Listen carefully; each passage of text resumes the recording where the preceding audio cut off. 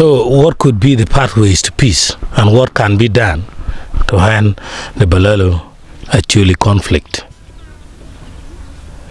In case you didn't know, this is now the 9th episode of Balaalo Must Go, the 10 Talks, which is the second last episode.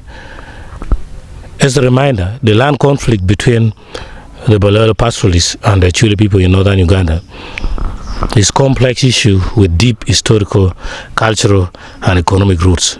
This presentation aims to explore various pathways to peace, focusing on sustainable and equitable solutions that address the needs of both communities. It is non-political. So, whatever I've been saying is non-political.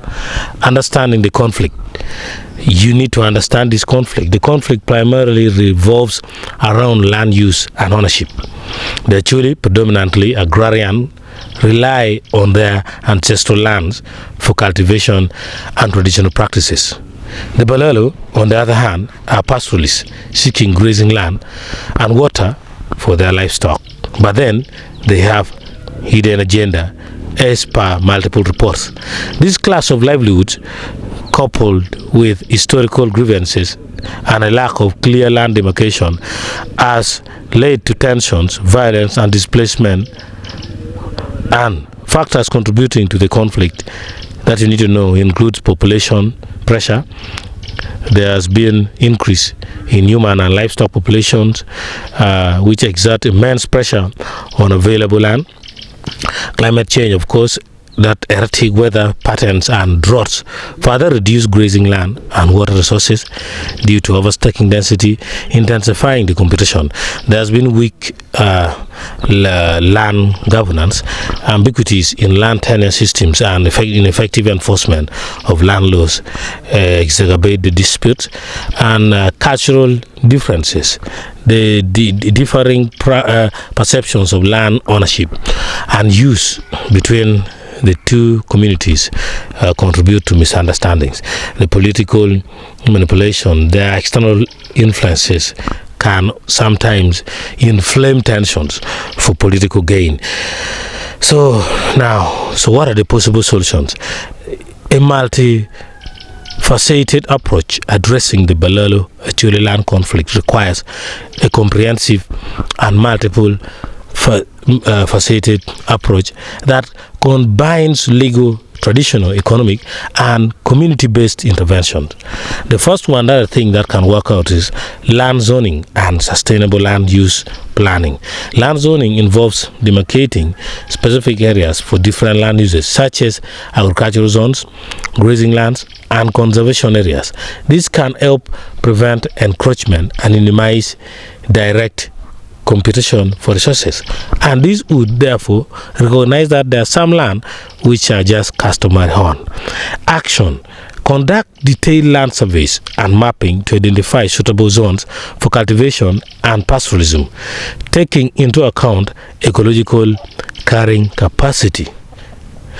What will we benefit from this? It will reduce direct competition for land and promotes efficient resource utilization and provides clarity on permissible land uses and know your boundary, whether this is customary or not. The second thing is strengthening bylaws and integrating traditional justices. We can leverage on existing legal frameworks and traditional justice system to provide a culturally appropriate and effective means of dispute resolution. Suggested action that I would propose is fully implement and enforce strong bylaws, specifically integrating the Windolo and Laratunu's Rochopajo Acholi traditional laws, which have already been signed by the Attorney General of Uganda. We have a tool at our hand. This should be done in conjunction with clan leaders and Kakwa Acholi, the Acholi cultural institution, those who are only willing. The benefit would be a provision of legitimate and culturally accepted framework for resolving disputes, promote local ownership of peace processes, and strengthens traditional institutions. My third option to solve this is a peaceful eviction and resettlement which is already happening, while often contentious, peaceful eviction in cases of illegal occupation, as is reported happening in some areas in the Acholi, can be a necessary step. However, it must be conducted humanly, the way it is happening, and with clear plans to resettlement or alternative arrangements, which we will talk about it. Action: ensure all eviction processes are conducted lawfully, transparently, and with adequate notice. Provide support for alternative land or livelihoods for those evicted, particularly if they are landless. That one now goes to the government, but these Balaalo are not landless.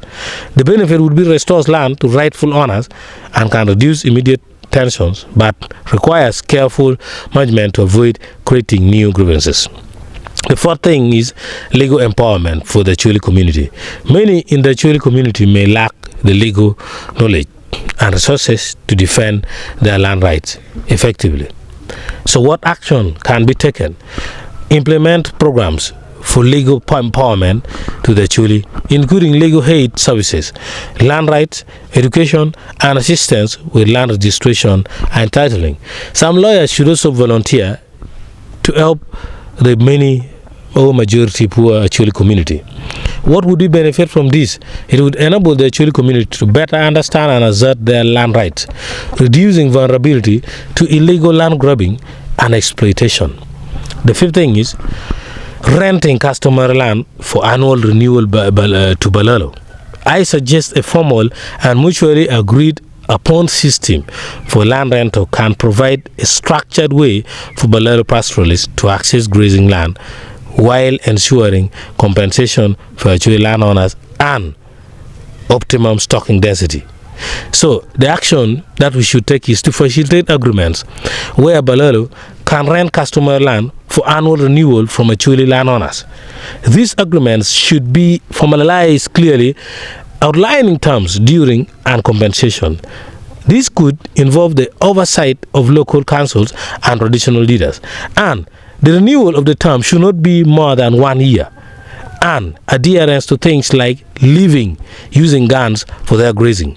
The benefit would be provides a legitimate income source for Acholi landowners, offers a secure and legal pathway for Balaalo to access grazing land, and reduces informal and often conflict-prone arrangements and traditional system of overstocking density. The sixth thing is alternative livelihood and optimum stocking for Balaalo.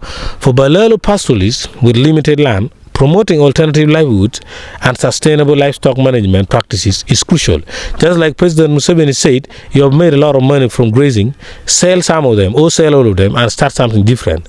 So the action we can take is to support programs that encourage alternative livelihoods to Balaalo who already have the land, such as small-scale agriculture, trade, or vocational training. Simultaneously, promote optimum stocking practices to prevent overgrazing and land degradation. This could involve introducing improved breeds that require less land or encouraging destocking during dry seasons. The benefit would be diversifying income sources for the Balaalo, reduces pressure on land resources, and promotes more sustainable and resilient livelihoods so that our land is not destroyed for the future, including the land in Balaalo land. Conclusion is, we must end the Balaalo Acholi land conflict, and it's a long-term endeavor that requires sustained commitment, collaboration, and a willingness to compromise from all parties. By implementing a combination of land zoning, strengthening traditional laws, ensuring legal empowerment, exploring regulated land rental, and promoting alternative livelihoods, a pathway to lasting peace and coexistence can be forged unless the Balaalo have a dark agenda.